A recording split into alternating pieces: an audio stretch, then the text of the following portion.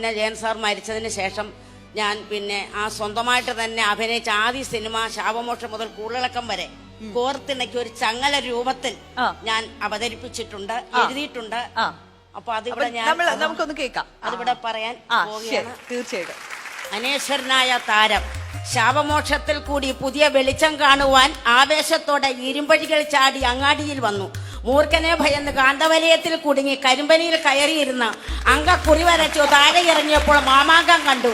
പാലാട്ട് കുഞ്ഞിക്കണ്ണൻ അടവുകൾ 18 എടുത്തും കൊണ്ട് ഹേമന്ത രാത്രിയിൽ ശത്രു സംഹാരത്തിനു വേണ്ടി കണ്ണപ്പനുണ്ണി തച്ചോളി അമ്പുവിനെ വഹവരുത്തുന്നതിനായി ചന്ദ്രഹാസം എടുത്ത മറ്റൊരു കർണൻ കടത്തനാട്ടുമാക്കത്തിനെ ഏൽപ്പിച്ചു. 2 ലോഹം കണ്ട 2 പെൺകുട്ടികളെ അവകാശം പറഞ്ഞു ഇത്തിക്കരെ പറ്റി രാത്രികൾ നിനക്ക് വേണ്ടി എന്ന് പറഞ്ഞുകൊണ്ട് മിടുക്കി പൊന്നമ്മയെ തടവറയിലാക്കി. അതുവഴി വന്ന മല്ലനും മാധവനും പാൽക്കടൽ കടന്ന് രാവിലമ്മയെ കണ്ട അഗ്നിപുഷ്പം കൊണ്ട് മാലയാർത്തി മധുരം തിരുമധുരം നേരിച്ചുകൊണ്ട് പുഷ്യരാഗത്തിന് അഞ്ജലി ദേവിക്ക് കൊടുത്തു. സന്ധ്യരാഗം കഴിഞ്ഞപ്പോൾ മദനോത്സവം തുടങ്ങി. സർപ്പം പാട്ടിനായി ലവ് ഇൻ സിംഗപ്പൂരിൽ നിന്നും പട്ടാളം ജാനകിയെ വരുത്തി. അസ്തമയം കഴിഞ്ഞപ്പോൾ ഇതാ ഒരു മനുഷ്യൻ വന്നു. ഒരു രാഗം പല താളമായി. അത് അവനോ അവളോ അവളൊരു ദേവാലയം തന്നെ. അതുകൊണ്ട് അഭിനിവേശത്തോടെ രാജരാജാമ്പരോടെ രാജാങ്കണം പഞ്ചമി നാളിൽ മഹബൃന്ദം മങ്കയ്ക്ക് സമ്മാനിച്ചു. കുട്ടപ്പൻ കൽപ്പവൃക്ഷം മുറിക്കുവാനായി പോയപ്പോൾ ആനപ്പാച്ചൻ ചോദിച്ചു, എവിടേക്കാണ്? ഇതാ ഇവിടെ വരെ, അമൃതവാഹിനിയുടെ വീട് വരെ. കന്യക സൂത്രക്കാരിയാണ്, അവൾക്ക് സ്നേഹിക്കുന്ന സമയമില്ല, ഇപ്പോൾ ശുക്രദശയാണ്. ലിസി ഏതോ ഒരു സ്വപ്നം കണ്ട് മുക്കുവിനെ സ്നേഹിച്ച ഭൂതമായി മാറി. അനുഭൂതിയുടെ നിമിഷങ്ങൾ കൊണ്ട് അവൾ കണ്ട ലോകത്തേക്ക് പോയി. കാത്തിരുന്ന നിമിഷങ്ങളുമായി ഈ മനോഹര തീരത്തിരുന്നു കൊണ്ട് പറഞ്ഞു, ഇവനെന്റെ പ്രിയപുത്രനാണ്, അവനെ ഓർക്കോ വല്ലപ്പോഴും.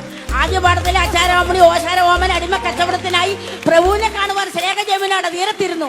അതുവഴി വന്ന രതിമന്മഥൻ കാൽമധേനുവിന്റെ വെയിറ്റോനെ നടന്നപ്പോൾ അനുപല്ലവി പറഞ്ഞു, ഇവിടെ കാറ്റിന് സുഗന്ധം, അതുകൊണ്ട് കൈവരികൾ പിരിയാം. അല്ലെങ്കിൽ വേനലിൽ ഒരു മഴ കൊണ്ട് ഇനിയും പുഴയൊഴുകും, അതുകൊണ്ട് അന്തപുരത്തിലേക്ക് പോകാമെന്ന് വെള്ളയാണി പരമു പറഞ്ഞു. ചുവന്ന ചിറകൾ കൊണ്ട് കഴുകൻ പറഞ്ഞ് ശിഖരങ്ങളിലിരിക്കുന്ന മനുഷ്യമൃഗത്തിന് പിടിക്കുവാനായി ദീപം തളിച്ച് നായാട്ടിനായി ഇടിമുഴക്കത്തോടെ പോയപ്പോൾ സഞ്ചാരികളായ പഞ്ചപാണ്ഡവന്മാർക്ക് മോചനം കൊടുക്കുവാൻ സാഹചര്യത്തോടെ ശാഖരം കണ്ട് മീനും വാങ്ങി ജയിക്കാനായി ജനിച്ചവൻ ആക്രമണം കണ്ട ശക്തിയോടെ തീർന്നാങ്ങളിൽ ഗ്രഹപ്പെട്ട എന്റെ ശത്രുക്കളെ രക്ഷിക്കുവാനായി അഭിനയത്തോടെ വെരസുവാസം വന്ന് കൂട്ടാത്ത കൂട്ടു തുറന്ന് ശരവന്തരത്തിൽ കടന്ന് അഗ്നി ശരമെടുത്ത് പെണ്ണൊരും പെട്ടാൽ അവളുടെ ഓർമ്മകൾ മരിക്കുമോ?